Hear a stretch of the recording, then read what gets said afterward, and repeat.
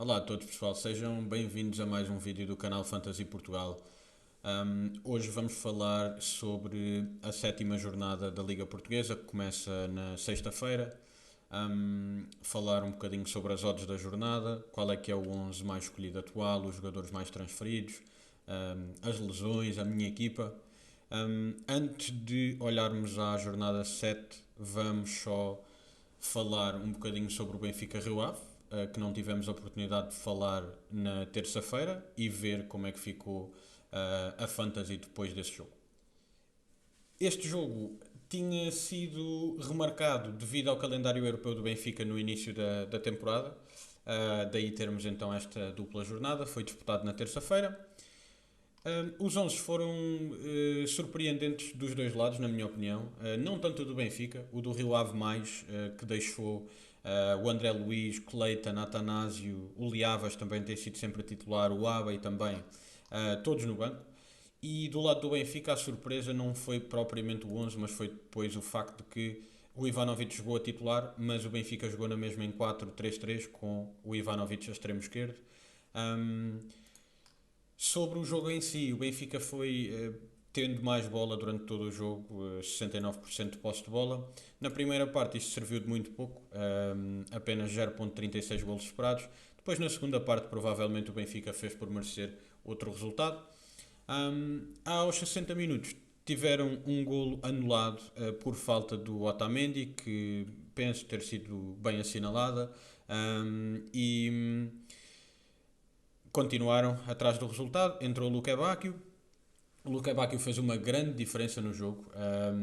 Ele apenas com aproximadamente meia hora de jogo tem 7,8 de classificação, que é muito bom. Ele assistiu o Sudakov, que também tem sido muito importante para o Benfica. O Benfica adianta-se no marcador, isto já aos 86. E depois o André Luiz, aos 90 mais um, em contra-ataque, faz o gol do empate. E foi um golo em que ele puxou para dentro do lado direito e rematou de pé esquerdo no ângulo mais afastado. Não foi bem no ângulo, mas a bola vai à malha lateral. Foi um bom remate. Foi basicamente este o jogo que tivemos. Vamos olhar para as consequências que teve para a Fantasy. Depois do jogo do Benfica, o 11 da jornada mudou um bocadinho, porque o Benfica teve o segundo jogo, também o Rio Ave, mas o Rio Ave tinha sofrido uma derrota pesada contra o Porto 3-0, então não consegue meter aqui ninguém. Já o Benfica coloca quatro defesas, o Sudakov e o Pavlidis. O Sudakov marcou em ambos os jogos. O Pavlidis não marcou neste jogo, mas tinha duas assistências e um gol na anterior. E de resto, o único jogador que conseguiu uma clean sheet esta jornada dos defesas que aqui estão foi o Dal, que saiu mais cedo. Os outros acabam por aqui estar um bocadinho pelos pontos de bónus e pelos minutos jogados e também pelo resultado da jornada anterior.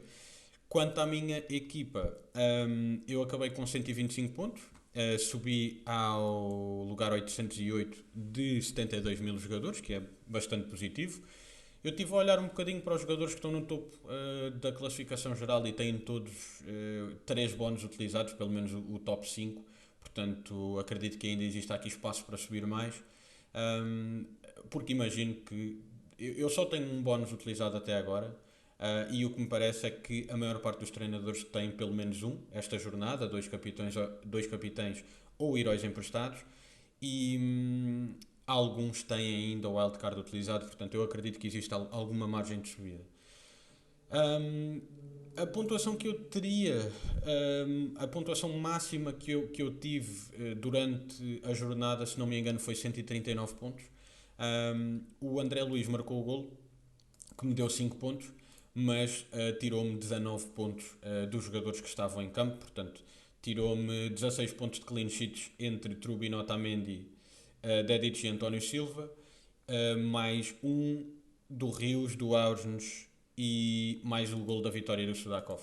O Sheldrup não tinha clean sheet e o Pavlidis também não. Portanto, na realidade, este gol do André Luiz tirou-me 14 pontos. Um, Para alguns treinadores foi pior, para mim não foi horrível, mas de facto poderia ter acabado a jornada com 139, que era bastante bom. Vamos então olhar à jornada 7. Sobre a jornada 7, esta começará com a recepção do Benfica ao Gil Vicente logo na sexta-feira e nós vamos saber o 11 deste jogo antes da deadline. Portanto, tenham isso em conta antes de comprarem um jogador como o Elimbi, como o Luís Esteves, comprarem um Sudakov, um Pavlidis. Vejam primeiro se eles são titulares, porque vão ter essa informação disponível à hora de início do jogo. O Benfica é o grande favorito da jornada, em grande parte porque o Sporting e o Porto jogam ambos fora. No sábado vamos ter Moreirense Casa Pia, Santa Clara Tondela e Estrela AFS, com algum favoritismo para as equipas da casa, em particular o Santa Clara contra o Tondela, e depois o sábado termina com a deslocação do Sporting ao Estoril, sendo o Sporting considerado pelas odds a segunda equipa com maior favoritismo para o fim de semana. No domingo, o Alverca receberá o Vitória, o Braga recebe o Nacional e, finalmente, o Aroca recebe o Porto, sendo o Porto o terceiro maior favorito e o Braga o quarto. A jornada fechará na segunda-feira com o jogo Famalicão-Rio Ave, e o Famalicão tem também algum favoritismo. Caso estejam a pensar em trocar jogadores como Pedro Carvalho, Miguel Nóbrega, Ricardo Mangas, Tomás Araújo, Neuan Pérez, se ainda o tiverem na equipa, por exemplo, ficam também aqui com esta informação sobre a probabilidade de clean sheets e o número de golos esperados contra cada uma destas equipas.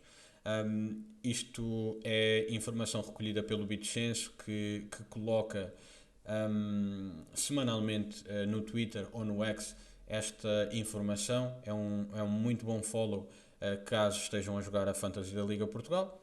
E podemos ver que os grandes favoritos aqui continuam a ser, especialmente olhando ao mercado de draw no bet, o Benfica e depois o Porto, o Sporting e um bocadinho atrás o Braga e depois o Santa Clara. Se de facto vão fazer alguma alteração na defesa, esta informação poderá ser-vos útil e podemos então seguir para o 11 mais selecionado da jornada. O 11 da jornada, ou o 11 mais selecionado antes da jornada, eu estou a gravar este vídeo na quarta-feira, é o mesmo que foi na semana passada. Diogo Costa e Ornichek na baliza, e depois na defesa Rodrigo Pinheiro, Inácio, Leonardo Lelo, Dedic e Otamendi. No meio campo, Yulman, Gustavo Sá, Trincão, Froholt e Teresa. E no ataque, Pavlidis, Luís Soares e Clayton. Coisas que eu acho que podem acontecer num futuro relativamente próximo são o Ornichek a perder o lugar para um guarda-redes como o Karevic, ou possivelmente um guarda-redes de um dos grandes, depois da utilização do wildcard da primeira ronda, que acredito a utilização mais comum será provavelmente na jornada 9, pelo menos assim nos próximos tempos. A entrada do Alberto Costa por algum destes defesas, neste momento o Otamendi é o menos selecionado e portanto seria o mais próximo a sair. O Alberto Costa teve muitas vendas por estar lesionado.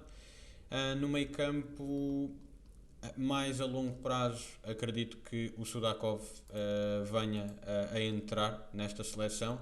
E acredito que o Pote também consiga ganhar bastantes treinadores em detrimento possivelmente de um jogador como o Trincão e também um jogador como o Teresa, que pronto, está mais apagado de facto desde aquele início mais forte que teve. E depois, a nível dos avançados, a entrada do Samu nunca seria estranha aqui. Basta qualquer um dos outros se lesionar, perder o lugar, que é uma possibilidade, tendo em conta que o banco do Benfica e do Sporting tem opções bastante válidas no Ivanovic e no Ioannidis. Mas de forma geral, acho que as presenças aqui nestes 11 são praticamente todas justificáveis. O jogador que eu acho que faz menos sentido para a Fantasy possivelmente é o Yulman. O Clayton também é muito caro para a equipa em que joga, e o próprio Otamendi é muito caro para a defesa, tal como o Inácio. Mas ainda assim consigo perceber o motivo para estes jogadores estarem no 11.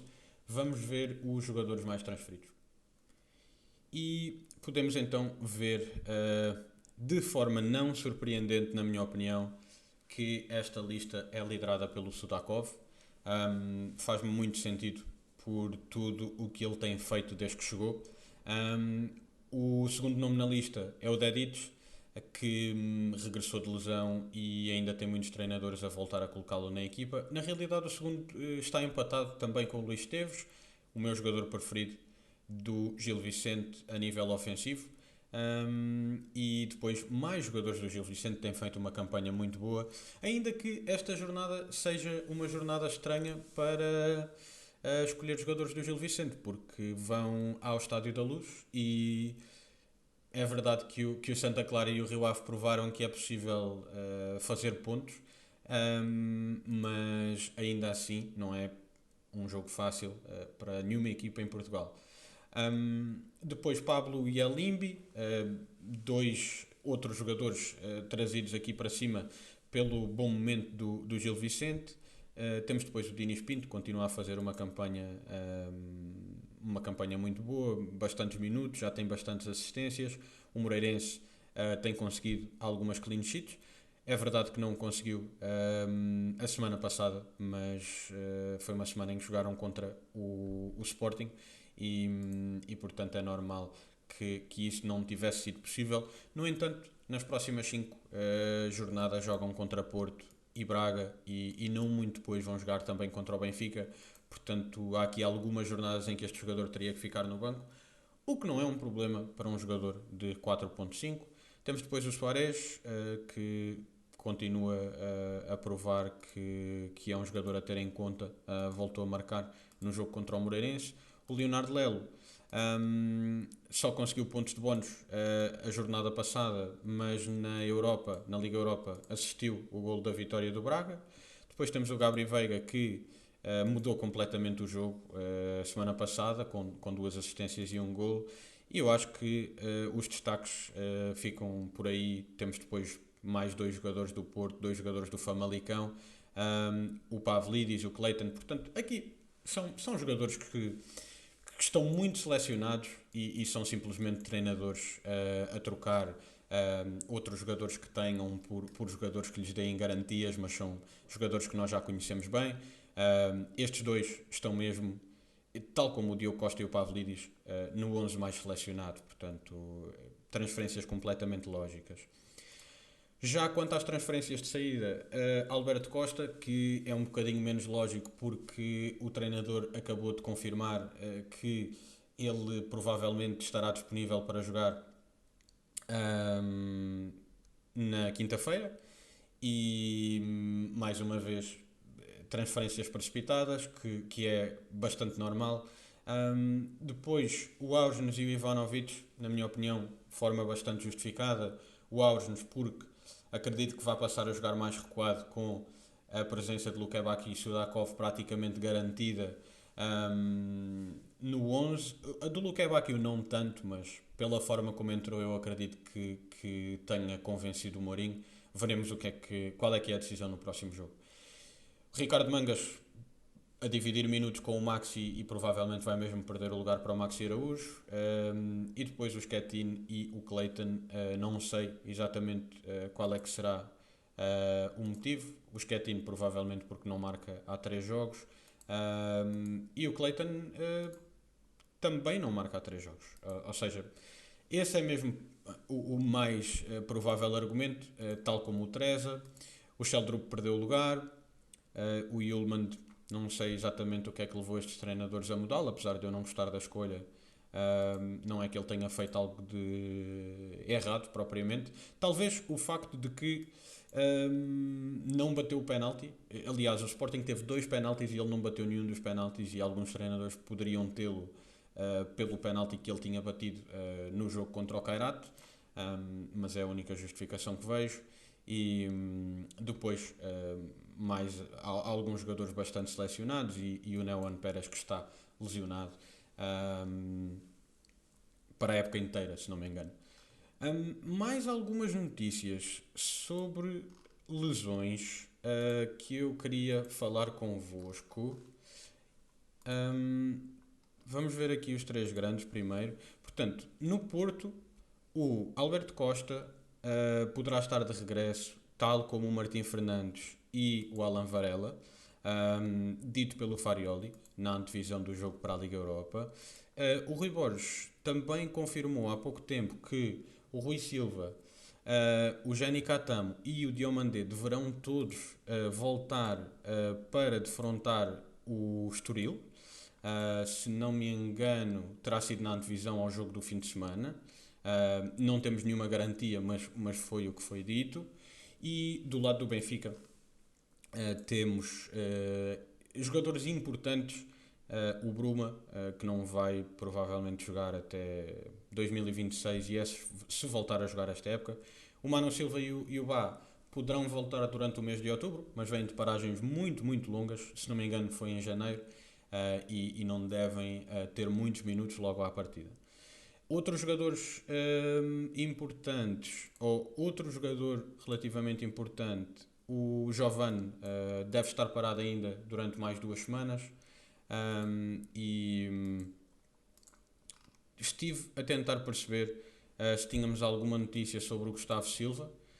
Eu não vi nada, mas é um jogador que saiu tocado no último jogo do Vitória. Portanto, tenham em atenção, se o tiverem na equipa, vejam, tentem perceber pela conferência de imprensa ou outra informação se ele vai estar disponível para esta jornada. Olhando à minha equipa, eu tinha falado no rescaldo que consideraria possivelmente utilizar o wildcard desta jornada. Considerando o regresso do Alberto Costa e tendo em conta que neste momento tenho 3 defesas titulares, penso que não será algo que eu vá fazer. Estou, neste caso, a considerar transferir um dos jogadores que tenho dúvidas que serão titulares, o Pedro Carvalho e o Guitane, mas o jogador que eu quero transferir é o Miguel Nóbrega, porque o Pedro Carvalho tem entrado em todos os jogos, inclusive fez 90 minutos na jornada 4. O Guitane também tem jogado todos os jogos. Ele neste jogo até foi titular, mas foi substituído muito cedo. E o Miguel Nóbrega não tem minutos há 3 jornadas seguidas. O António Machado também não, mas o António Machado está aqui pelo custo baixo de 4 milhões. E como tal, o meu plano é trocar um destes jogadores, ou o Pedro Carvalho, ou o Guitane, ou o Miguel Nóbrega, mas em princípio o Miguel Nóbrega.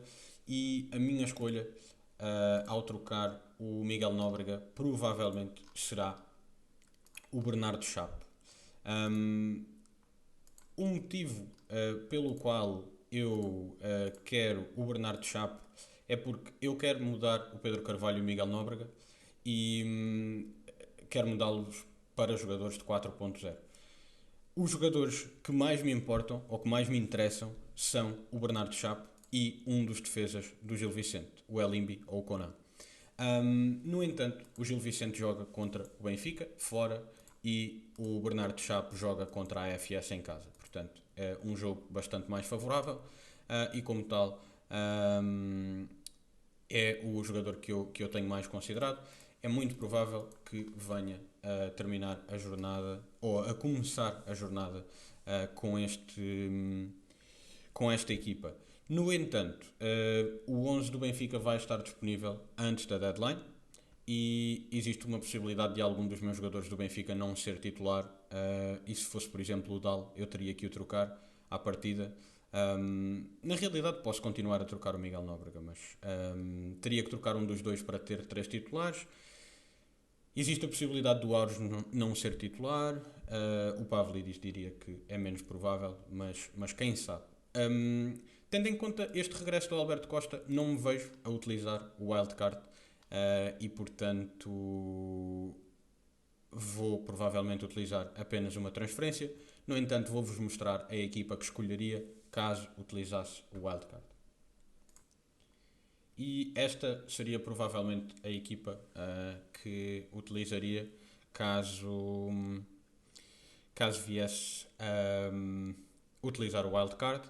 É provável termos notícias sobre o Alberto Costa durante o jogo de amanhã, se ele entrar em campo, e é provável termos notícias sobre o Rui Silva na conferência de antevisão para o jogo do Sporting, para o fim de semana.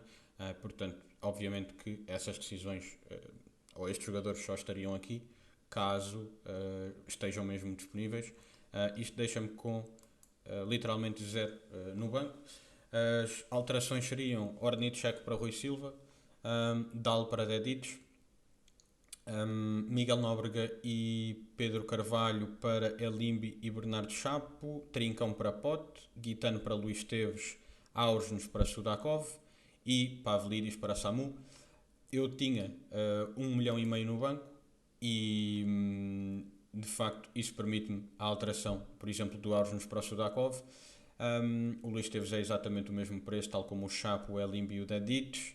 O Rui Silva é mais meio milhão que eu vou buscar com a diferença entre o Pavlidis e o Samu, e o Pote também é mais meio milhão do que o Trincão, ficando então com os 0 euros no banco.